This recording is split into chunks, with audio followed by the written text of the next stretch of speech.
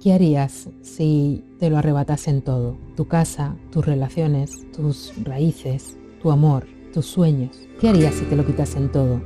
Incluida la libertad de expresar tus pensamientos, incluida la necesidad de pensar tus pensamientos. Ese espacio que crees a salvo por pertenecer a lo más íntimo de tu esencia, algo que crees que puedes esconder y que, sin embargo, puede ser atacado hasta hacerte renunciar a ti mismo. Y en ese preciso instante de abdicación, ¿qué harías con tu reflejo? ¿Habría vida en la carcasa en la que te convertirías? En nuestro mundo hay vida, emoción, dolor, hambre, mucha hambre, muerte, demasiada muerte, resurrección, destrucción y sentidos, muchos sentidos para anclarnos a la vida, para no someternos a la oscuridad gracias, por ejemplo, a elementos como los libros. Por eso me gustaría hablaros de Los colores del tiempo, de Ana Alonso, un libro que da testimonio de la España de la nana de la cebolla, que Miguel Hernández escribió a su hijo, una nana coloreada del pálpito de la vida que debemos reivindicar mientras nos quede aliento.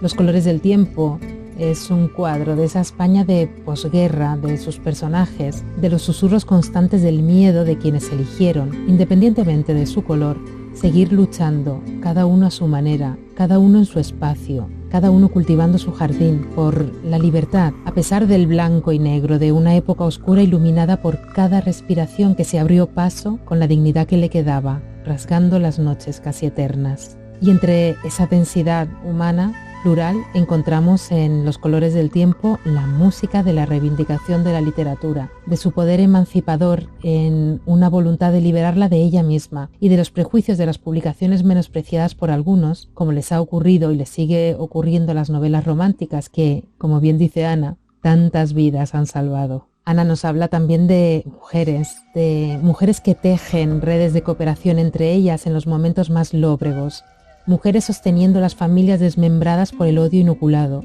mujeres haciendo la revolución cada una como bien sabe o puede, mujeres como gotas de agua horadando la roca con sus puntadas. Federica Montseny, Gloria Fuertes, Asunción Bastida o Madame Lafitte son algunas de las mujeres que aparecen en Los colores del tiempo, la primera novela para adultos de una escritora de literatura infantil y juvenil consagrada como es Ana. Un paso adelante, firme y potente, marcado por un libro que pretende devolver los colores arrebatados a la España dolorida de esa época, porque no todo es blanco o negro, y porque para sentir, para vivir, se necesitan los colores, muchos colores, todos los colores. Este libro nace del amor de una hija a una madre. Ana, para acompañar a su madre en esa época terrible de aislamiento de nuestros mayores, que supuso el principio de la pandemia, organizó una serie de entrevistas que fueron el origen de esta intensa e inspiradora crónica de la España de posguerra. Qué gran motor es el amor y qué inspirador es el amor de una madre. Os dejo con la entrevista, como siempre recordaros que podéis escuchar el programa Voces de entrevistas a autores en YouTube, en iVoox, en Google Podcast, en otras plataformas de podcast o en Bitácora Club, como siempre buscando la página que cada autor tiene dedicada o filtrando en el menú por voces, en este caso segunda temporada, o entrevistas. Ahora sí, os dejo con Ana Alonso y Los colores del tiempo. Muchísimas gracias por escucharnos. Ana, ¿por qué comenzar con Los colores del tiempo? No es una novela fácil para hacer esa transición hacia la novela enfocada a adultos. La verdad es que era una historia que yo tenía pensada hacía tiempo y bueno, el momento para escribirla surgió durante el confinamiento, cuando mi madre, que es muy mayor, pues se quedó, claro, como tantos ancianos, ¿no?, aislada en su casa durante 3 meses, y yo para entretenerla pues le hacía entrevistas, preparaba entrevistas. Y cada día pues estábamos 2 horas hablando y yo le preguntaba cosas de su infancia, de aquel mundo de la posguerra, de cómo eran las sensaciones, los olores, los colores. Y bueno, pues de ahí surgió, de todos esos testimonios que yo fui grabando, surgió tanto material que de una manera natural ya tenía que ponerme a escribir y sacar adelante esa novela. En esa revolución auténtica de los sentidos, que son Los colores del tiempo, esta aventura en la que te acompaña la editorial Espasa, aparte de colores, efectivamente, como bien dices, hay aromas, hay sabores. Cuando ayer cerré el libro, después de habérmelo leído, tenía en la mente ese poema de Baudelaire, el de Correspondance, el de Les parfums, les couleurs et les sons se répondent, esa sinestesia maravillosa. A lo mejor porque Verlaine ya me avisó en tu libro que ahí iba a haber mucha revolución de los sentidos, una apología del sentir y mucha vida. Pues sí, me encantan tus referencias porque precisamente es toda esa poesía, en esa poesía simbolista aprendí yo en la adolescencia a ver el mundo de las sensaciones, a conectarlo con el mundo del pensamiento y a construirte a partir de ahí significados, ¿no? para tu propia vida. Y entonces yo creo que lo sensorial a veces lo dejamos de lado, pero a veces es lo que nos ancla al presente y es lo que nos permite salir adelante, despojarnos un poco, pues a lo mejor de todos esos espejos que nos rodean y de todas esas películas que nos montamos para anclarnos a la realidad. Entonces lo sensorial es muy importante en la novela. Así es. En un momento dado seguimos a Adela en sus aventuras o vicisitudes geográficas, que no deja de ser un viaje evolutivo, hasta el punto de no retorno, que efectivamente es el sentir, y todo ello a través de un sexo liberador. Es un momento maravilloso, es un momento de eso, de no retorno. Ahora hay que vivir. Sí.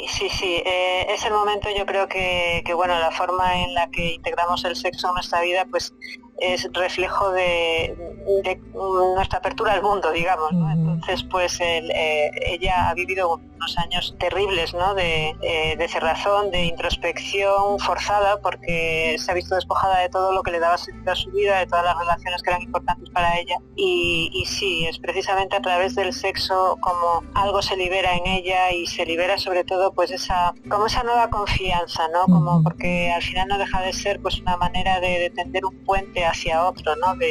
No deja de ser un acto de comunicación. Con Adela descubrimos también esa España hambrienta. En un momento dado conoce a un personaje, es un maqui, y le deja, sin desvelar mucho de la trama, pero le deja un libro que es El rayo que no cesa, de Miguel Hernández. Nadie como Miguel Hernández para transcribir esa España de los ideales, pero con las tripas vacías. Sí, lo que se vivió en la posguerra, pues en muchos aspectos fue la continuación de toda esa España de desigualdades, de miseria, bueno, pues que ya venía arrastrándose desde hacía mucho tiempo. Entonces, pues en los pueblos, sobre todo de la montaña leonesa, donde la guerra se vivió del lado republicano, y después con la llegada de la victoria, ¿no? del bando fascista, bueno, pues obviamente se sufrió mucho. Entonces es un reflejo de esa combinación, ¿no? del sufrimiento físico, el hambre, las penurias, y por otro lado el sufrimiento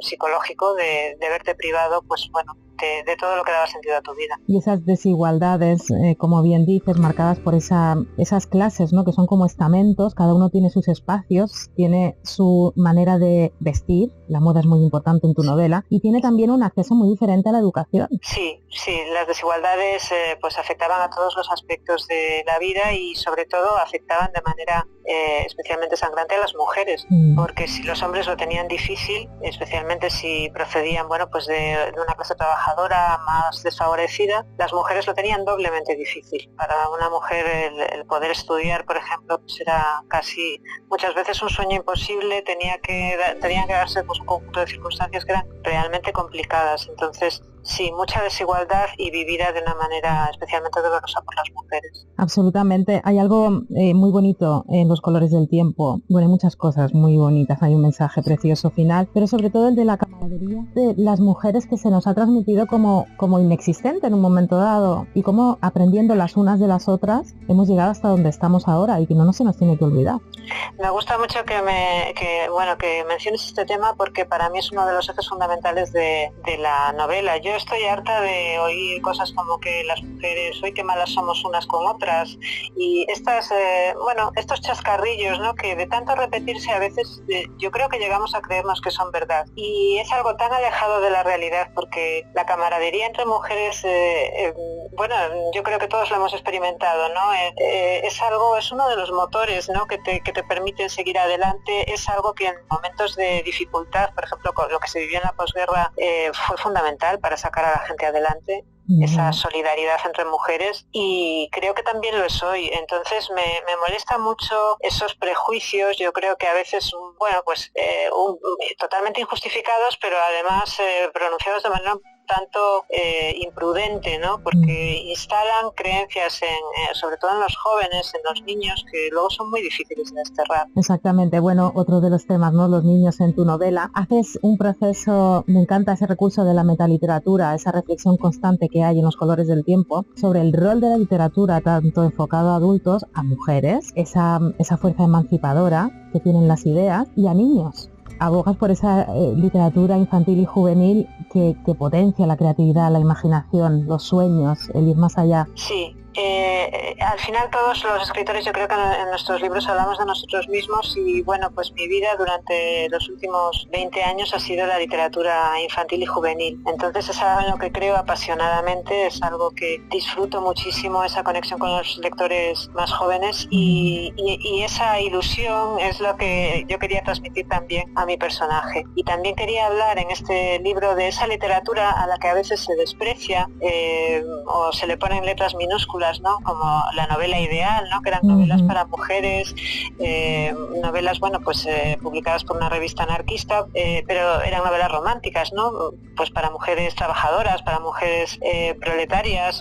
Toda esa literatura a lo mejor pues no alcanza, digamos, las cotas literarias que luego podríamos exigir desde otras perspectivas, pero sí que abren el camino para llegar luego a otras lecturas, y sí que han cambiado la vida de mucha gente. Es una novela, Una mancha de carmín, el origen, el destino y la herramienta para la evolución de los personajes en la novela, porque al final todos han cambiado, pero todos yo creo que se reúnen en ese espíritu un poco volteriano de cultiver son jardin, de cambiar el mundo cultivando tu jardín, no con un victimismo, sino desde donde puedas, desde tu origen, puedes influir en los demás y cambiar el mundo. Absolutamente, me parece que lo has resumido de manera brillante, porque esa es la idea. La idea es, bueno, ante un mundo en el que ni me puedo manifestar abiertamente como soy, pero tampoco quiero renunciar a ser quien soy. Bueno, pues ¿qué puedo hacer yo? ¿Qué puedo hacer yo? ¿Tengo que renunciar a todo? ¿Tengo que traicionarme a mí misma? ¿O puedo encontrar un hueco? Sí, puedo encontrar mi jardín, ¿no? Entonces, eso es lo que hacen los personajes, y cuidado, yo creo que empezando por el jardín se termina cambiando el mundo. O sea, que no creo que eso sea una renuncia a cambiar el mundo, todo lo contrario. Creo que es empezar por lo pequeño y por lo que tenemos más cerca, pero al final es la manera más segura de hacer cambios. Y hasta que nos damos cuenta de ello, tenemos que liberarnos de esa ceguera. El simbolismo que ya hemos comentado aparece potente en tu novela y es algo maravilloso, pero con ese realismo también de Flaubert, ¿no? De ser un espejo. Sí, yo creo que ese ejercicio de, bueno, pues voy a mirar con ojos nuevos, ¿no? Voy a ver el mundo a través de la mirada de Adela, de la mirada de Marcos, de la mirada de los distintos personajes. Pues era también algo que yo quería ser y que yo creo que aporta, ¿no? Porque es al final esa pluralidad de miradas la que nos da una sensación de apertura en el ambiente opresivo de la posguerra, que es lo que retrata la historia. Exactamente. Adela en un momento dado pasa por una ceguera transitoria y está en el lugar adecuado para superarla, porque la toman por loca, ¿no? Es la locura la puerta para reponerse de una ceguera que ayudará a ver de diferentes maneras a otros personajes a lo largo de su trayectoria, y a ella misma. Le dice don Marcos en un momento dado, ese cura con el que tiene una relación tan especial: te quedaste ciega porque no querías ver. Sí, la ceguera en esta historia es muy simbólica. Yo escribí esta historia también para la ceguera de mi madre, para poder comunicarme con mi madre, y entonces me parece que bueno, es un símbolo, ¿no? En el caso de la ceguera que padece Adela, bueno, pues ha sido una ceguera de origen nervioso, por todo el trauma que ella ha sufrido, algo que sucede, o sea, yo me estuve documentando y no es algo demasiado infrecuente, es algo que ocurre. Y me parecía que sí, que simbolizaba ese momento en el que ella no quiere seguir mirando, ella no quiere ver los colores del mundo, ella quiere ver el mundo en blanco y negro, buenos y malos, perdedores y ganadores, porque lo demás es demasiado doloroso. El tener que volver a enfrentarse a toda esa complejidad, a todos sus matices, pues es demasiado duro. Y es la recuperación de los colores al final lo que cuenta la novela. Exactamente. Una novela mágica desde su construcción, por todo lo que has estado comentando en esa relación con tu madre, en en la pandemia en la que, bueno, aún estamos inmersos, y esa magia que se extendió a los padres de tus amigos y de tu entorno, porque descubrieron cosas de sus familias al preguntarle por sus vidas. Lo cuentas muy bien en los agradecimientos, y es pura magia y una extensión de la novela muchísimo más allá de los límites físicos de un libro, que es la magia, ¿no?, de los libros. Tenemos que dejarla aquí porque nos hemos quedado sin tiempo. En un futuro me encantaría volver a ahondar contigo sobre los colores del tiempo en algunos aspectos un poco más profundos, porque la verdad es que tiene entre líneas, cuando tu tiempo lo permita, ya hablaremos. Cuando quieras. Me encantaría leer, simplemente para quedarnos ahí, un pequeño extracto del diálogo que tienen en un momento dado el editor cuando va a verla por primera vez en ese pueblo de montaña leonesa donde ella está trabajando. Y le dice él a ella: algo me dice que volveremos a vernos, dijo mientras se retorcía para acomodar su larga figura en el asiento trasero del taxi. Algo habla como si creyese en brujas. Antonio ya iba a cerrar la puerta, pero la mantuvo abierta unos segundos más. En brujas no creo, pero en las mujeres como usted, sí. Me parece una frase preciosa y es algo que te digo a ti. Creo en las autoras como tú y en todo lo que vas a aportar también al universo de los adultos a partir de ahora. Ya este ha sido el primer paso y es precioso. Es una novela maravillosa. Pues muchísimas gracias también por la entrevista, porque de verdad la sensibilidad, la precisión se agradece muchísimo, y esa lectura que veo que ha sido en profundidad, o sea que mil gracias, porque eso tiene para mí un valor incalculable. Gracias a ti, muchísimas gracias, sin duda a ti.